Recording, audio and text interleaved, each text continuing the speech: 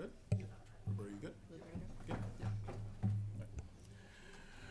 Okay, we are returning back from executive session.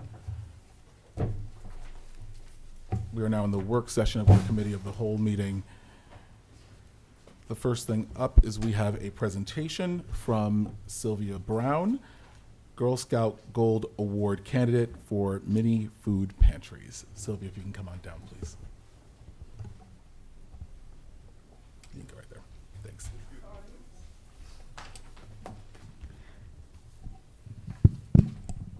Good evening, Mayor and Council. My name is Sylvia Brown, as Mayor James mentioned. I'm a candidate for the Girl Scout Gold Award, and I'm a Hackensack High School senior.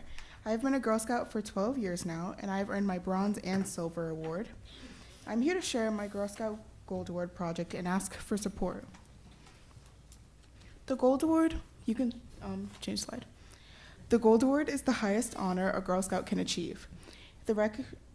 And recognizes a Girl Scout dedication in changing her community and her world in a positive and impactful way.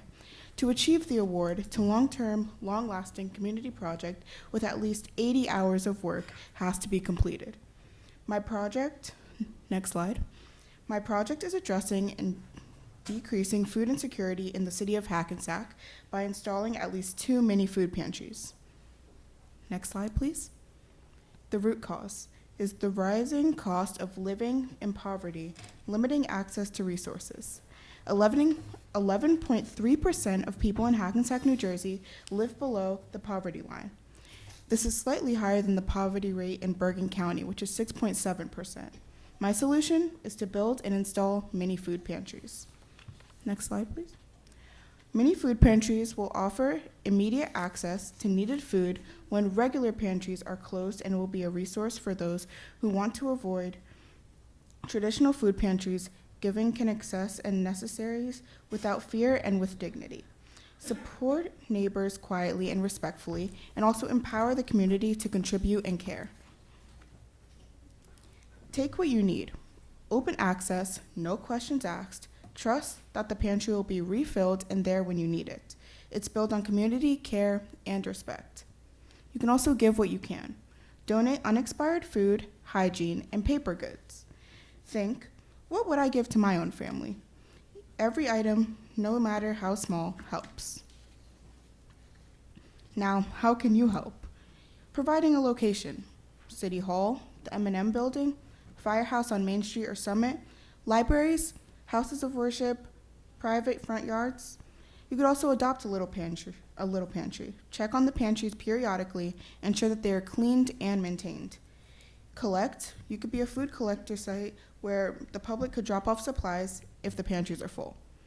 You can donate building materials and supplies for the building of the pantries. Contact. That QR code will let me know how you can support. My advisory team. I would like to acknowledge my advisory team. Pedro Del Vecchio, I think they're here, the Del Vecchios. Pedro Del Vecchio, my lead advisor, she's a teacher at Fairmount Elementary School. Also, Rich Del Vecchio, Hackensack High School Director of Science, along with Gary Hipp, President of the Hackensack Rotary Club, Ted Mallon, also a Hackensack middle school teacher, Karen Sasso, the former mayor of Hackensack, and Gary Terrazzano, the Vice President of the Garden Club of Hackensack. Thank you for giving me the opportunity to share my project, and I hope we can work together to decrease food insecurity in Hackensack. Thank you so much. Thank you. Thank you.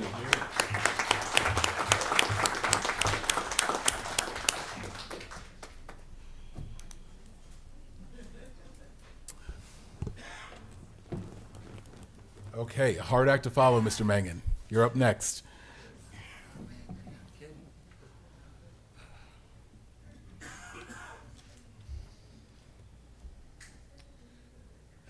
And I gotta follow it with taxes. Man. Whew. Okay.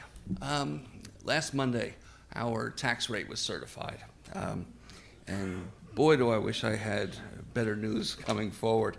But I had a conversation with the mayor about the tax rate, and he thought it'd be a good idea to explain to everybody exactly what that means. All right, so what I want to do is try and get that information across. Okay, and to do that, I just want to explain what the tax rate means in terms of your tax bill, what you can expect. Okay, now in Hackensack, the average home is assessed at $321,205, which was almost exactly the same as it was last year. The home assessment changed very, very little from last year.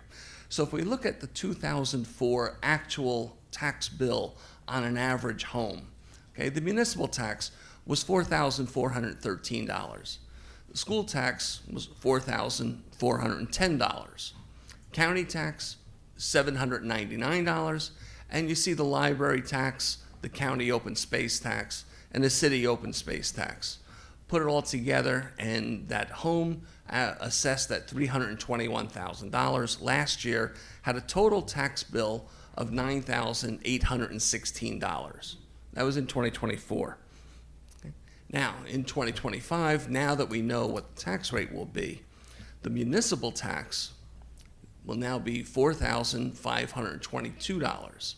That's an increase of $109.20, or 2.4% over last year. Damn. There we go. Okay.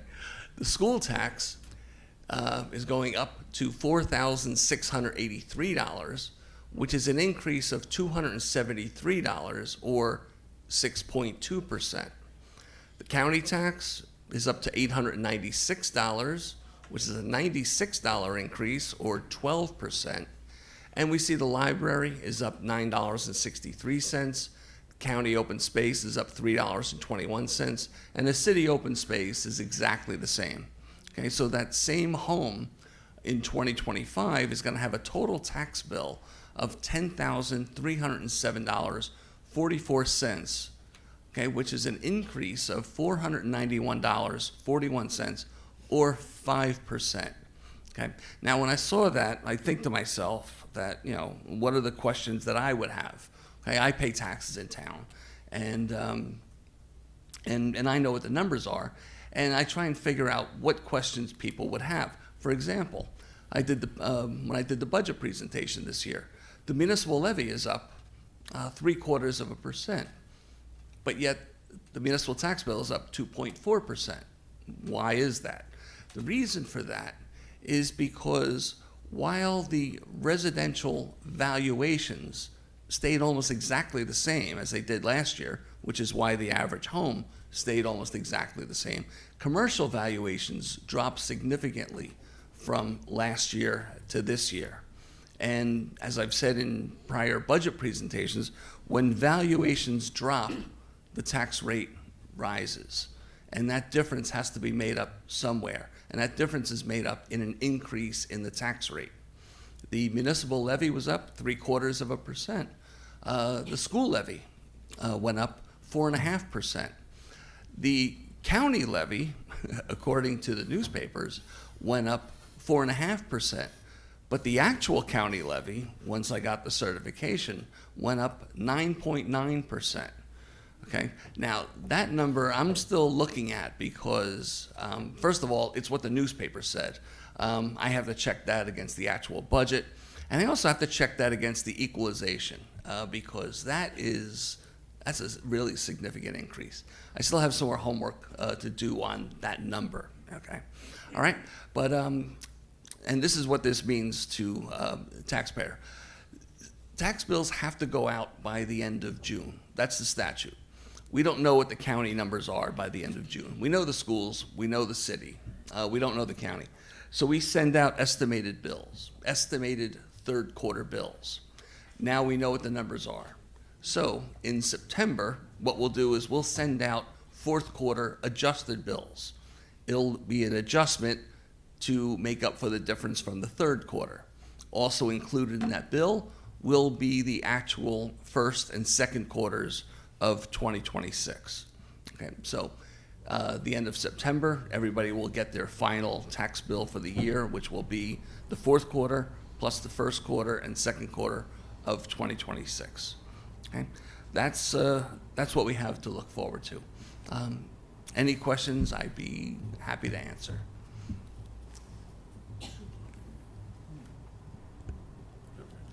No? Okay. Again, I sincerely wish I had better news The one for you. thing I am going to ask for, Jim, and I know that you explained it already, but it was deep into the presentation, so I don't want it to be lost. There was a disparity between what was reported in the newspaper regarding the county and when you got the certification back. Can you just section that piece out and just explain that one more sure. time? Yeah. What the newspaper said was that the county levy went up 4.5%. Okay? When I got the certification, the levy went up 9.9%. Now, it could be that the county budget was amended and the levy increased. That's one possibility. Or, and this is when I said I have some homework to do, it could be the equalization, which is Hackensack's portion of the total county bill. Now, we had a drop in valuations. If we had a drop in valuations, I would think that our portion would have gone down. That's what the math says. If everybody went down, then everybody's would have stayed the same. I don't understand how our valuations went down and our portion of the county bill went up if the levy really did increase only 4.5%. Okay, so I have a bunch of questions of my own that I have to answer. And Okay. just as a question, I'm going to free you from this. But Sure.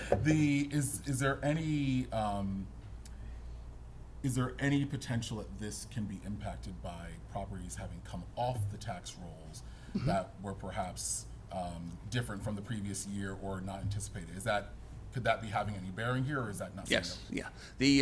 We briefly had this conversation at our first finance committee meeting, Mayor, that you could attend. But I did say that, and we mentioned this to the city attorney, that we do need a follow-up meeting. That in 2022, total valuations dropped. Okay, when that happened, okay, that's something to take a look at. Okay, in 2023, total valuations dropped again. Okay, well, now we need to take a look at it. 2024, they dropped for the third year. That's cause for concern. And then in 2025, they dropped again. Now we need to take a long, hard look at what's happening. Okay, that's 4 years in a row. And it's our commercial properties that are dropping.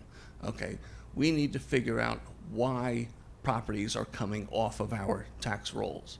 And to be honest, we need to pursue policies that put more properties back on the tax rolls, as many as possible, okay? That's what we need, because tax rate drops. And that's really the types of policies tax rate drops. And that's really the types of policies that we need to be pursuing, and that's what we need to be discussing at our next finance committee meeting. So, and what, did you have something, Phil? I Yeah, do, please. yes. So are you telling me that we've lost commercial tax, and is that because we're building buildings and not getting the taxes for the buildings that are being built? Because be those honest- were commercial properties? To be honest with you, in the last 4 years, the total number of commercial properties have dropped, and the total valuation of commercial properties have dropped. I haven't done a deep dive yet to figure out what exactly those properties were yet. Okay, so I can't give you any whys. I can only give you the whats, but I do need to take a look at that. So then in your, when you come back with the evaluations, I'd like to know personally the amount of properties that were commercial that sold into residential, so that we know where the taxes are coming from, or if they're paying for taxes. Well, it's not a matter of commercial to residential. It's the number of commercial dropped, okay?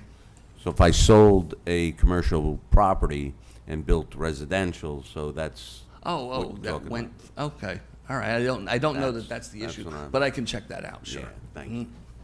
I have a question. Sure. What does a pilot do to the tax roll? Okay. When you have a pilot, okay, and pilots, remember, it's confusing.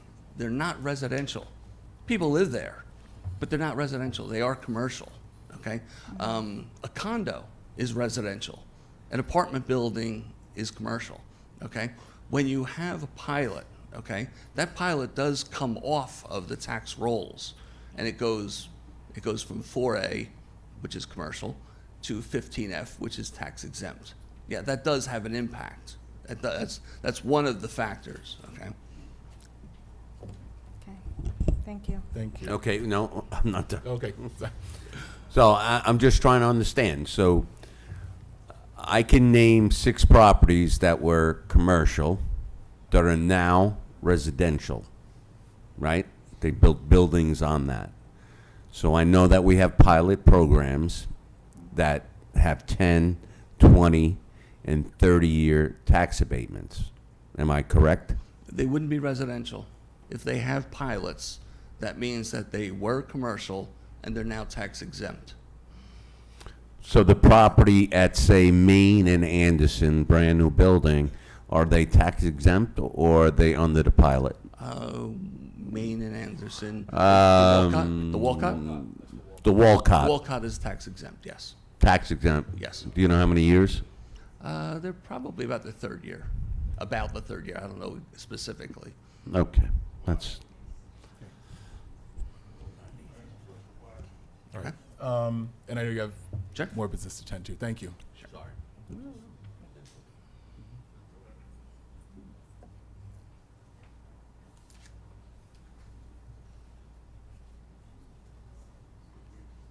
Jim, you have something else, right? Yep. Sorry. I forgot. Oh, wait.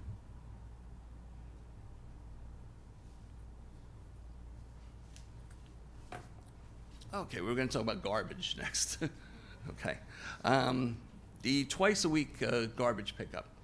Mayor and I had a conversation. He said that he's been getting a lot of questions about what the budget impact of the twice-a-week garbage pickup has been, or if there's a budget impact.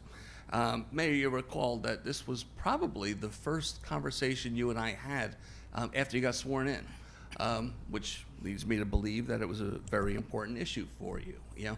And I told you at that time that it really wasn't a budget issue. But to understand the budget impact or the lack of budget impact, let me just go back a little bit. You go back to 2016, okay? We knew that our fleet of garbage trucks was in horrible condition, okay? We were spending a lot of money on truck repairs. I did a whole analysis of what we were spending on truck repairs, and it was ridiculous. In fact, we were even, the fleet was in such horrible condition, we were leasing trucks. It was so bad. We made the decision back then to start replacing trucks rapidly, okay? We funded the replacement of 2 trucks in 2017, another 2 in 2018, another 2 in 2021, another 2 in 2022. That's how bad the fleet was. When the COVID pandemic hit, the twice-a-week pickup, the twice-a-week summer pickup was suspended when a lot of city programs were suspended. Okay, the entire rec program was suspended. A lot of things were suspended. During the COVID pandemic, it became, well, it wasn't just city services that were suspended. Nationwide, plants closed, facilities closed. It became incredibly difficult to get parts for vehicle repairs and to get new vehicles. That actually continues to this day. It's very difficult. Our fleet started to deplete again because we couldn't get the parts that we needed. All right? And the new trucks that had been ordered were now, and the fleet got smaller and smaller, okay? When the time came where we normally would have resumed the twice-a-week pickup, we didn't have the fleet to be able to do it, okay? It got so bad that earlier this year, the DPW superintendent told me that the fleet was in such bad condition, it was starting to affect the once-a-week pickup, and asked if there was anything that we can do. And I said it really wasn't a budget issue, you know? We can't get the vehicles repaired that much sooner. So we thought that, okay, well, now what we got to do is we have to rethink those vehicles that we previously didn't want to put good money into. We had to rethink now, okay? When we said it wasn't worth putting good money into this truck, when it only took 6 months to get a new truck, well, that's one thinking. Well, now if it's taking 14, 15 months to get a new truck, well, suddenly that old truck has new value. So maybe now what we have to do is start looking at refurbishing that old truck, okay? Problem with that, though, is that the repairs they needed were extensive and would have wiped out the whole repair budget because they needed so much in repairs.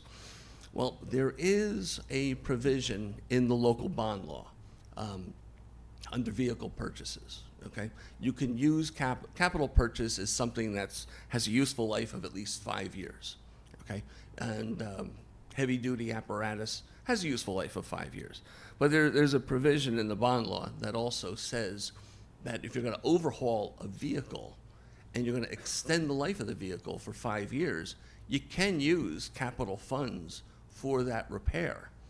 So with that, I went back in and looked at our old bond ordinances for the garbage trucks, that I just said before that we purchased, and we were able to find funding to be able to do some of these repairs.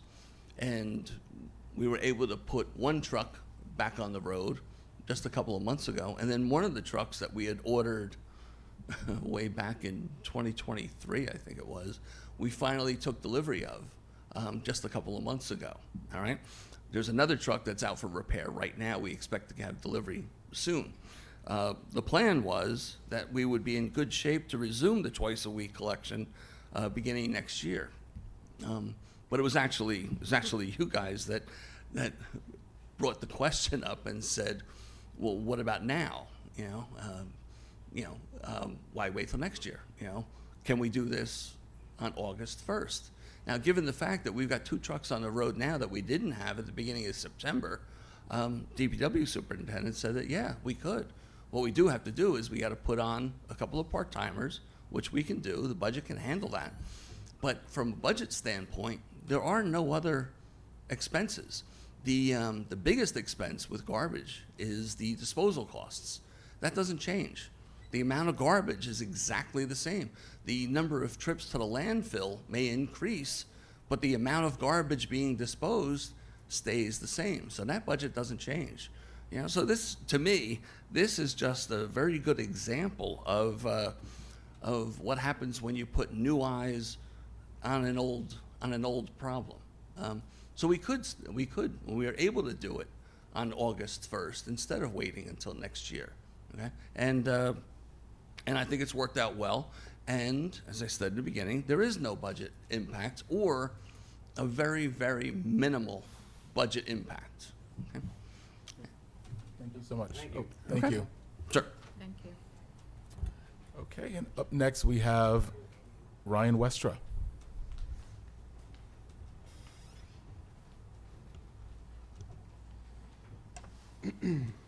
Good evening. Excuse me. We can go to the next slide. It's just an overview of the current projects that I'll discuss further. Anderson Street drainage area, sewer separation, that is complete, just some minor punch list items. Site work at Johnson Park is ongoing. The Lot A in Atlantic Street Garage entrance improvements has been complete. Firehouse, Engine 2, the apparatus floor, Fashini, Fields 8, 9, and 10, East Kennedy pump stations, and our annual resurfacing program. Firehouse, Engine 2, there's some concrete repairs that need to be done on the apparatus floor. We're moving forward with that. The contractor has submitted for building permits, which I believe have been secured, and we should be starting that work in the near future.